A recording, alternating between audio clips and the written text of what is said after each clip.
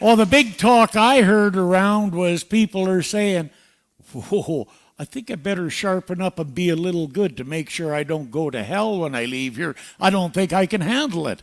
So there is a benefit of that. But the most amazing thing for me of all of that is this is Canada. And Lytton, BC set an all-time Canadian record, 49.7, 122 degrees. And that tied the hot spot in the world that day, which is usually the hot spot, which is Mecca. So all those other countries like India and all those guys and the deserts and all of that, they weren't seeing nothing like we were, and we don't want to see that again. At least I don't. Anyhow, it doesn't really matter. It was great. So the talk today is, did I or do I really get it? That is the question. And I really liked what Lisa was talking about in the Daily Word about freedom. Because really, this is what it's all about. This is what happens when you gain spiritual understanding. You have a sense of freedom that takes you into realms that you've never been before. And I got a wonderful story I'm going to close with today. And you know, I got a lot of good ones, but I've never told this, and it was 30 years ago that it happened. So that's going to be interesting why I didn't tell it too. Anyhow, the theme is understanding, and the affirmation is, with spiritual understanding, I know everything is unfolding for my highest good. And really, we don't need to talk about anything else. That's it right there. However, it's staying in that. It's easy to say that. It's a whole lot harder and more difficult to walk the talk. And that's what we aspire to do. So, this is based on, each one of the themes and months are based on one of the disciples who represents one of the faculties within us. And that's what Jesus taught, was developing the 12 faculties of ourself to be whole and complete. And this one was the disciple Thomas. And that's the faculty of understanding. So I'm going to start out with this point. Are you a doubting Thomas? Has anybody ever heard of the word a doubting Thomas? And that's usually referred to people who question things. And it was made to be wrong. And in a way it is, but in another way it isn't, because that's what we need to do. We need to question things. And so where the transition and what the idea here is, when Jesus come around, Thomas didn't believe it was him, so he wanted him to prove it. Prove it. Okay?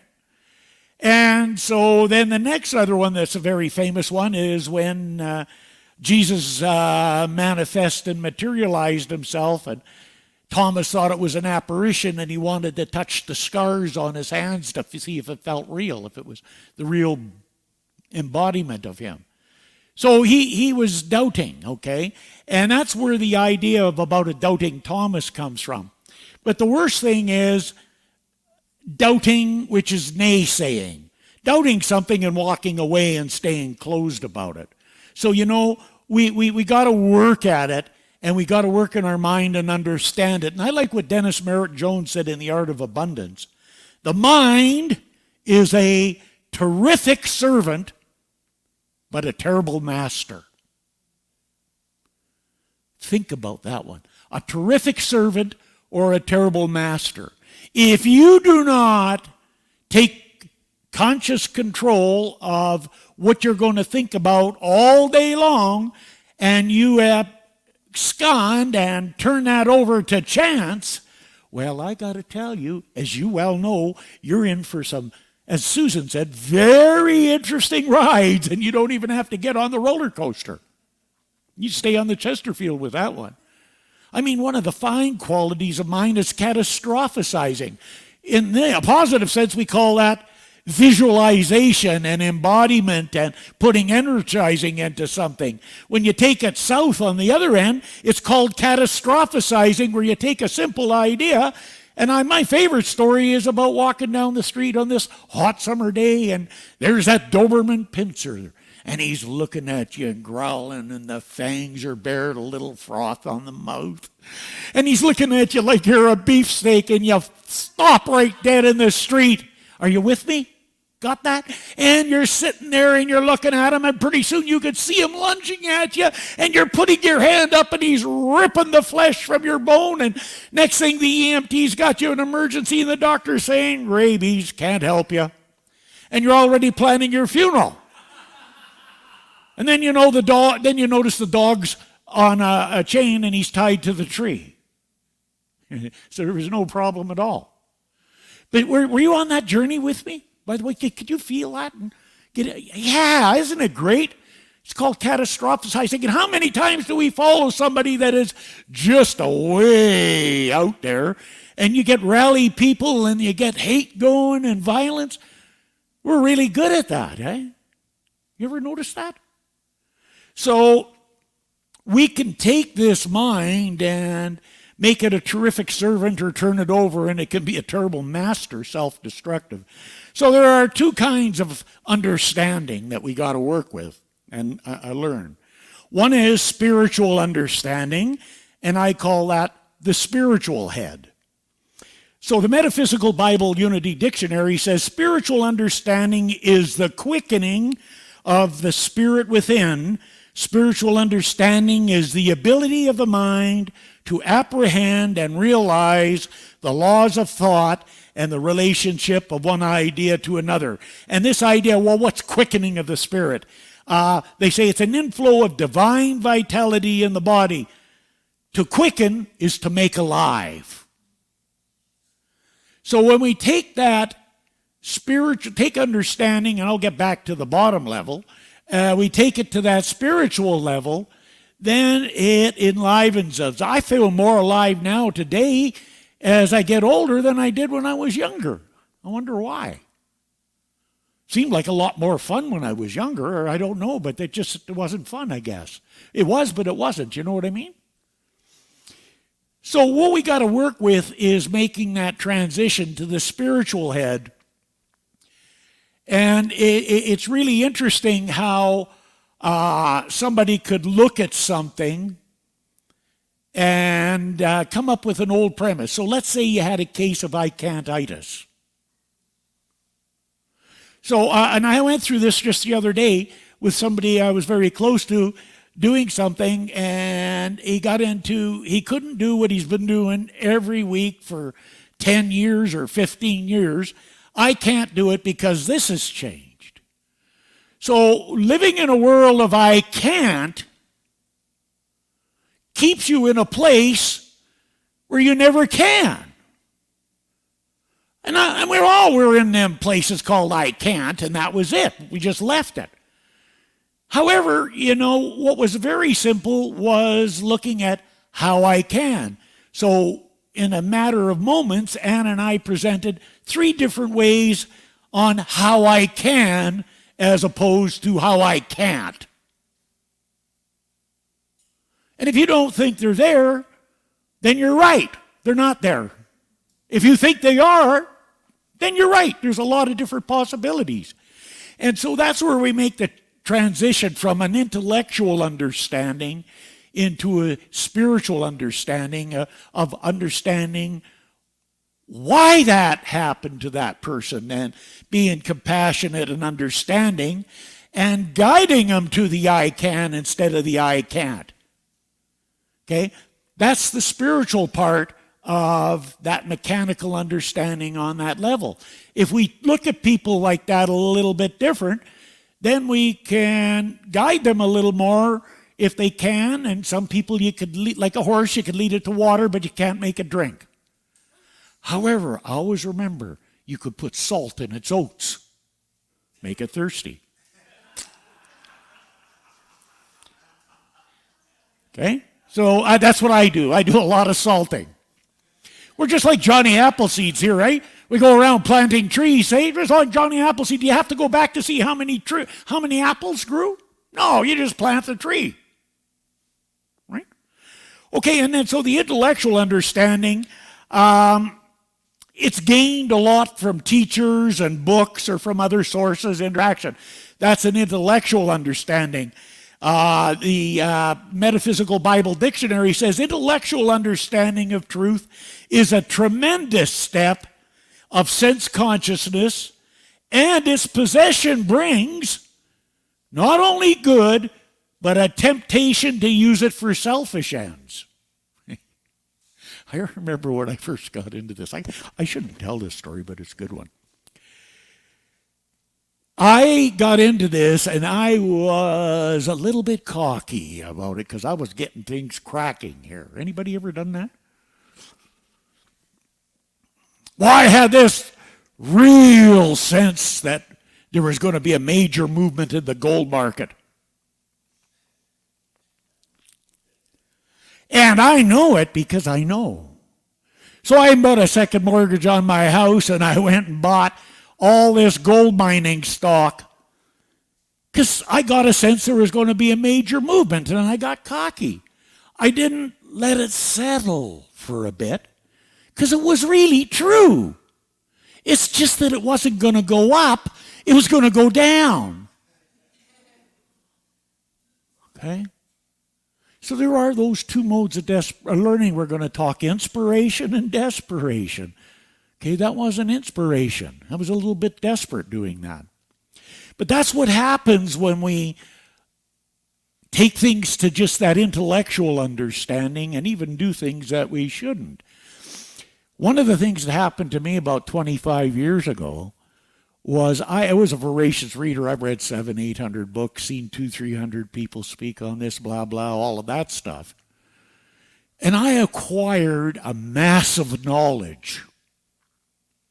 In fact, I always said I didn't have to learn anything else to talk about this for the rest of my life. So that's what it is. It's just knowledge. It's wonderful. You could be very conversant, talk. You could look highly intelligent, but your life goes to hell. Not because of the heat, neither. It goes that way because knowledge is simply that. It's knowledge. Until we apply it, it doesn't become anything. Once we apply it, then it becomes real. That's why when I taught that interesting subject for 32 years in post-secondary called accounting, I taught it a little bit differently. I focused more on the application of it than the theory. My students did terrible on the theory, but they passed the application, which was 75-80% of the test. So who cares, right? And they got jobs. So we got to learn to apply spiritual principles. I can talk to you till the cows come home on it, and I'm still working on it, though, you see. And so that's really the difference between spiritual and intellectual understanding. The understanding comes first, and then as we work with it, we get to move from ignorance to other areas, and that's the second point. It's called understanding, and understanding is complemented by knowledge, cha-ching, and intelligence. So knowledge is the thing itself, but this is the intelligent use of the knowledge. I don't mean reiterating in post-secondary institutions. I mean taking that knowledge and applying it and seeing that same stuff as accounting as a spiritual component in how to do it. You should see it in Santa and how it works. I love it. And so when you do this, and the collective idea of taking the knowledge and intelligence, and collectively as we work with it and applies it, it leads to a degree of wisdom. I feel very comfortable over the years with what I've received as a degree of wisdom. And what does that translate into? Wisdom to me translates into peace, prosperity, fulfillment, and happiness. And that's why it's worth doing it, because it's worth becoming wise.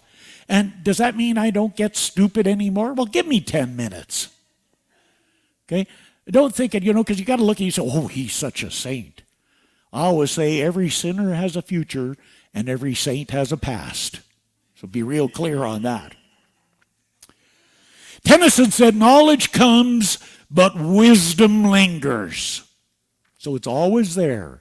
It's just when you would take the intelligence and apply it, that's where you really get that wisdom. I like peace, prosperity, fulfillment, intelligence. I like the freedom that Lisa was talking about to be able to know about that and choose that. Can you imagine being ignorant of the idea that you can actually experiencing that and being locked into that for the rest of your life? The awakening is worth it. How long did it take me to get it? I can honestly say I'm starting to get it. More of it and recognizing it and accepting it. But it took a long time because, sometimes there's a lot of stupidity to work through. Not that I know anything about that. Eric Butterworth said, spiritual discernment always places wisdom above the other faculties of mind and reveals that knowledge and intelligence are auxiliary to understanding. Intellectual understanding comes first in the soul's development, then a deeper understanding of principle follows until the man ripens into wisdom. So we've got to approach life in a more of an intelligent manner. Walt Disney said that we keep moving forward, opening new doors and doing new things because we are curious, and curiosity keeps leading us down new paths. And that's what we are. We're spiritual adventurers, spiritual warriors, spiritual wayfinders, way showers. Dennis Merritt Jones said in The Art of Uncertainty, amazing things wait for you on the path just beyond the next door. You're either pushed by pain or pulled by possibility. Eventually, you'll be compelled to pass through the door marked uncertainty. What brings us to the precipice of uncertainty varies. Sometimes it's a pain of desperation. Sometimes it's a bliss of inspiration. So we're always going to come to that precipice of uncertainty and change. It's just a matter, are we going to be drawn to it or pushed to it? So one of the things is, I got a really good story here. And it's really relevant today, in today's world. And it's one that I come to resolve. This started when I was about 4 or 5 years old. And I resolved just over 30 years ago. And how the story goes like this. I'll tell you what the impact of it is on one end, and I can prove it on the other end. And the story is how does a nice young white boy grow up to be racist, prejudiced, and extremely homophobic? How the hell does that happen? How does that happen to a nice young kid? Especially when the idols and heroes in my life are my father and my grandfather and all the great things they done, but they gave me something else that caused me the most grief of anything in my life. And I never shared it, and it's a great story, and I always ask myself, why not? Because, folks, until just recently, and working through it, there was an element of deep shame around it, even though I'd done it. So the story is, how does that happen? It happens when you grow up and you hear your father and grandfather, the old British Empire and the French-English thing. Well, that transferred over to Canada with them, and it became French-Canadians, Quebec. And they were all whatever they were. And it wasn't just, French people from Quebec. It was anybody. And then I grew up near an indigenous reserve, so there's a titch of that going on, racism there, right? And so I worked through those issues, and over a period of time, there's other ways to be racist and prejudiced other than what I did. And the big one for me was the French one, and my best friend that I hike with all the time is from Quebec. He's French. My wife's from Quebec.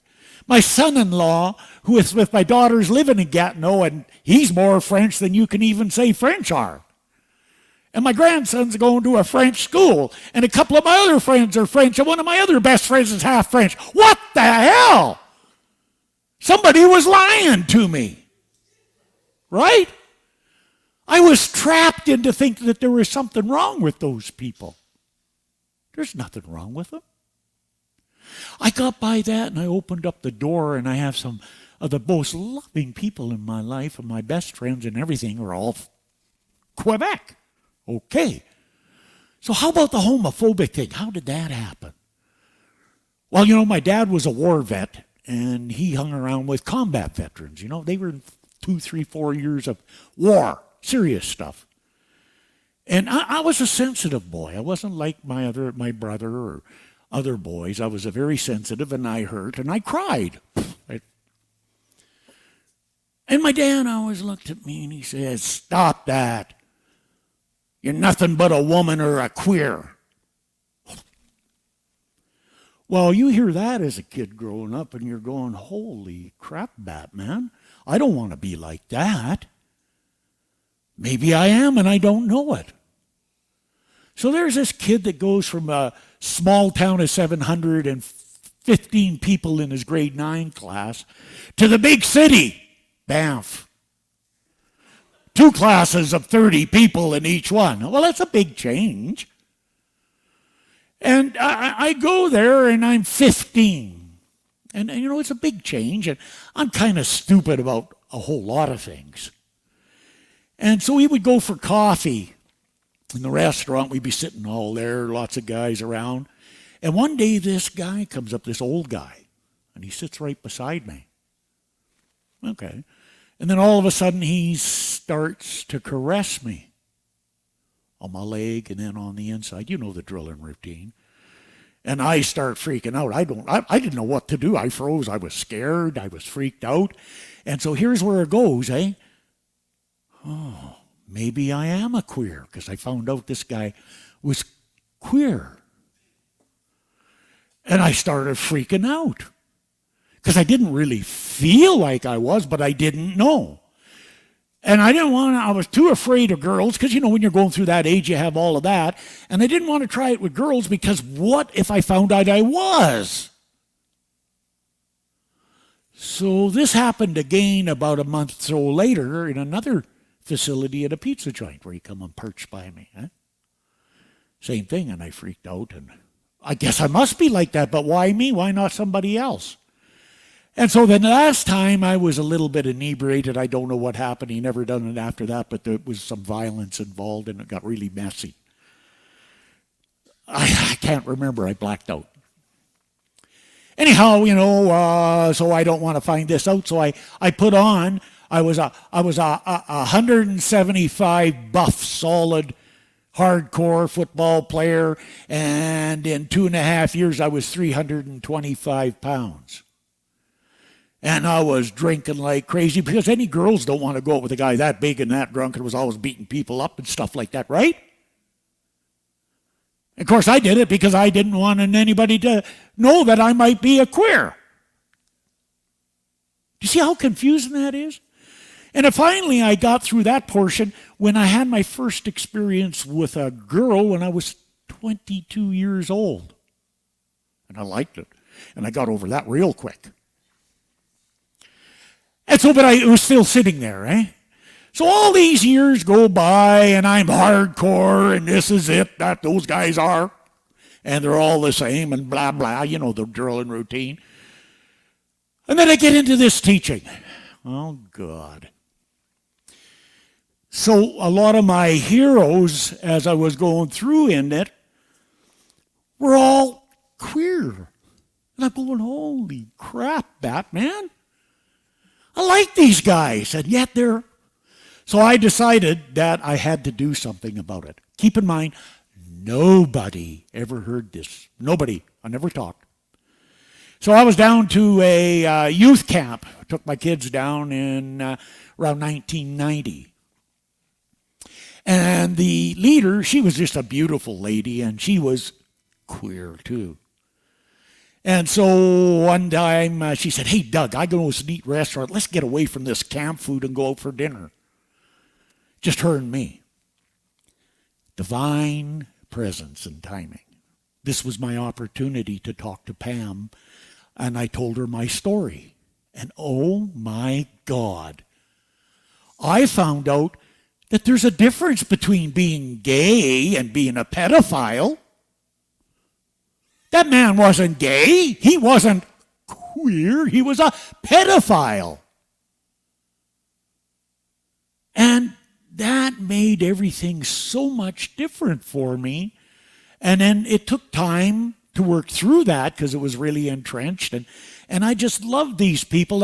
My best female friend is gay. I call it gay now because I passed that stage. That was the story. And so there you go. And I've been speaking here 15 out of the last 16 years. And nobody ever knew about it. Anna never heard it till last week. And I share it here because I think it's an extremely valuable story for anybody that's sitting out there that might be wanting to move forward with some of their stuff. Because I can tell you the wonderful people I got in my life that were not going to be there had I not changed and come out of ignorance into the light. And you know, I've been doing this a long time and there's still more to come. How do I know that? Because I'm still here. Right? You're still here. There's still more to come. You got to do. If you go tomorrow, it means you're done. Well, how do you know he's done? Is he here anymore? No. He's gone. So it's done. So I know for yourself as I know for me that within each one of us that divine right action takes place in our lives, and there's a gradual, orderly, sequential unfoldment into form of the highest and best that we are. I accept this. I know it. I give thanks that it is so, and so it is. Whee! Oh. Thank you. Thank you. Thank you, sir.